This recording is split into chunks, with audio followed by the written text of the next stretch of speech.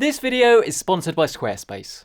Ryzen 7000. If you have absolutely any interest in picking these up whatsoever, please watch this video to the end, because I've discovered 3 things about these chips that might catch you out and could cause your lovely new PC gaming build to either not work or just be very frustrating. This computer right here is actually running a 7950X and a 3090 Ti, so at the time of filming it's the most powerful gaming PC you can build. Check that video out in the top right corner of your screen. But let's waste absolutely no time and jump into issue number 1, cooling. And I know what you're thinking, that sounds very boring, these temperatures are just going to get high, right?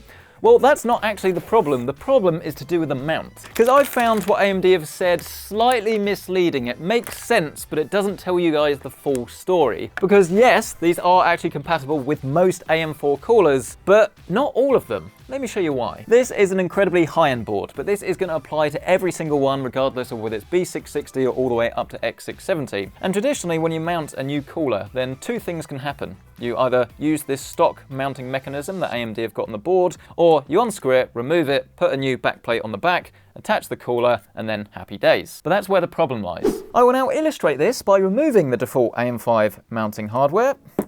It's the same as before, it's just 4 screws. It will feel very familiar if you've built with a Ryzen CPU before. We'll remove the final piece, and then you see you have this 4-screw layout with a backplate on the back. And here's where the big difference is and the thing you really need to be aware of. With AM5, this doesn't actually remove. So if you do need to put an external backplate on this, well, at the moment, you basically can't. That's not to say that you can't do it, but the way to actually achieve this is to remove these 4 screws that require a Torx head, I believe, and then the whole socket mechanism will come out, and then this backplate will remove, because the backplate is actually what's holding the socket retention mechanism in place. And this is the big difference, because if I grab another motherboard, this is an X570 motherboard from ASUS.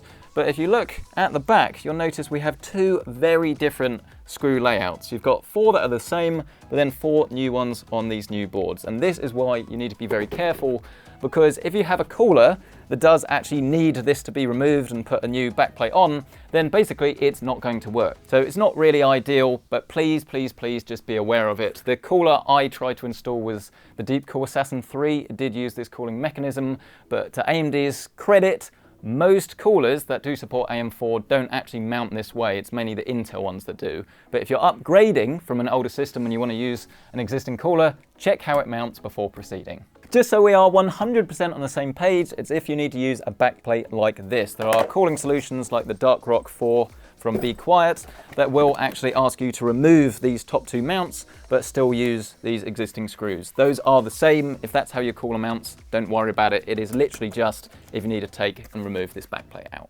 Got that? Let's move on to issue number 2. Carl, can you make this sound cool with some sort of transition noise? Issue number 2, please. Problemo numero 2 is all about this stuff, RAM. And obviously it's no secret that DDR5 is required for AM5, you can't use DDR4, but the problem actually goes a lot deeper than that. It's just all about this being a new platform and the fact that it's actually not very friendly if you've got an older running BIOS. So to demonstrate, I will swap out this RAM for some new stuff and show you what would happen after you've built your first PC and turn this on. So we're removing some Trident Z5 and we're replacing it with some Fury Beast.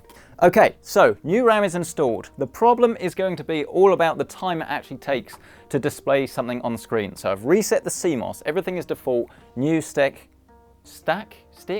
new sticks of RAM. Timer on screen, 3, 2, 1. I got you there, didn't I? Go. I'm a comedian.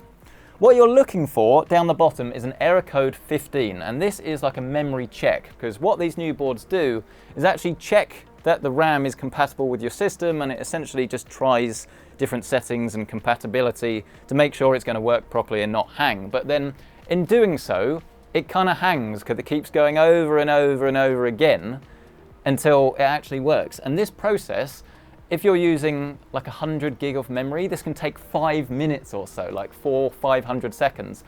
What? Are you insane? And the reason that this is actually a lot worse is because if you're buying this out the gate, like day one, it's going to be running a really old BIOS. So you're going to get much better speeds if you've updated the BIOS. So if you can do this first using like the BIOS flashback USB utility, that will be great. But as you can see, we still haven't got anything on screen. And I think this is really bad. This is not very user-friendly at all. And I know this will improve over time, but this caught me out the first time.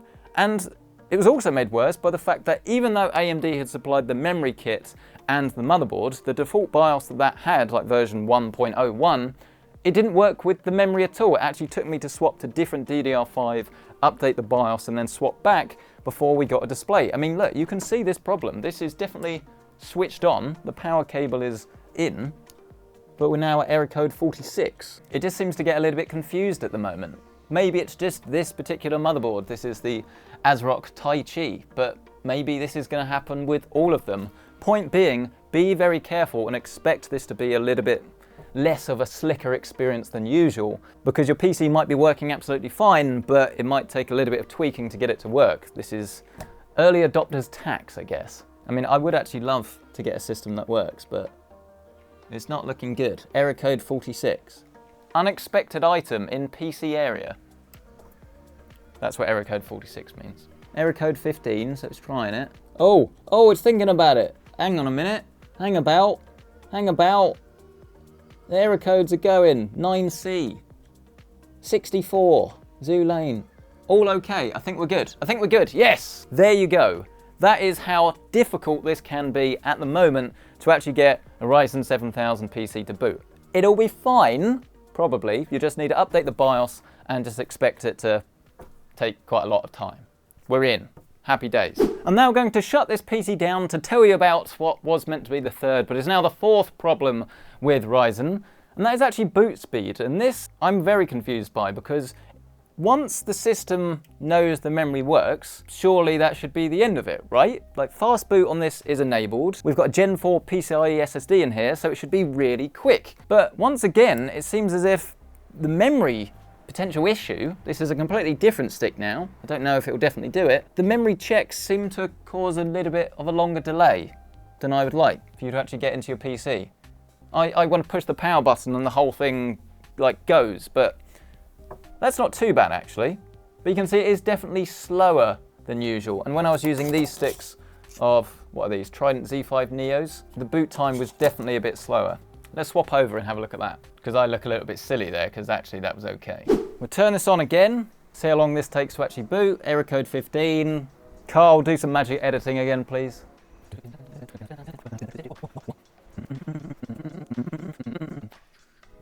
Oh, we've got it. We've got a signal. That was better. Definitely 10 times better with this new BIOS. But let's do a restart test. I promise, this is where we want it now. One final timer, please. Go. This should be quick. This should be liquid computing. Okay, that's not too bad. That's not too bad. Whoa. Last test, absolute rubbish. I finished this video, I said my goodbyes, and I wasn't happy. I knew that this PC was slow in certain situations, and I couldn't wrap my head around it. I was like, what's different? And then I remembered the new overclocking profile within this RAM. Allow me to demonstrate. I've enabled the new overclocking profile on the RAM, as I'm sure you would do, so we're running at 6,000 megahertz. This is a very normal thing to do. There's literally a profile for overclocking it within the memory module. I will then shut down the PC. And this is what I wanted to show you. Timer on screen, please. Go.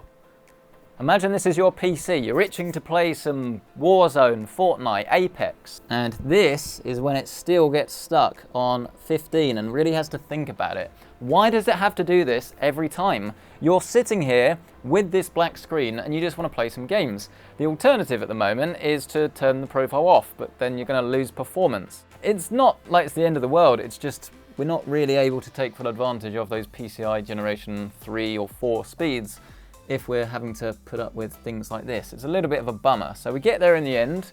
What was that, Carl? My guess is about 37 seconds. So it's fine, but I mean, it should literally be like 3 or 4 seconds, right? Not 34. Back to Marcus closing out this video.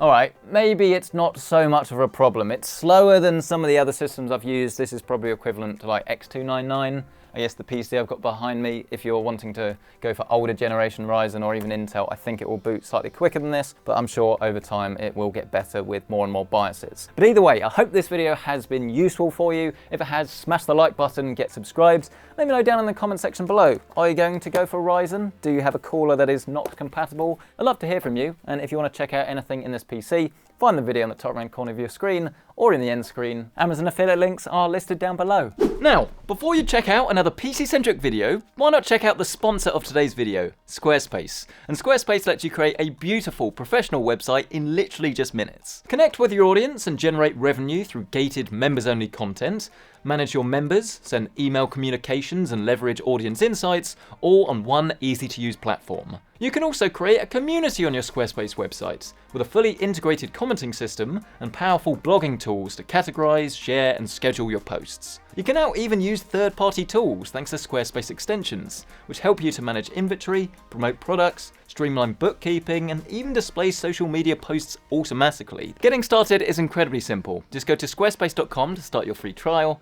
and then go to squarespace.com/PCcentric for 10% off your first purchase of a website or a domain. Thank you so much for watching this video. I'll catch you in the next one.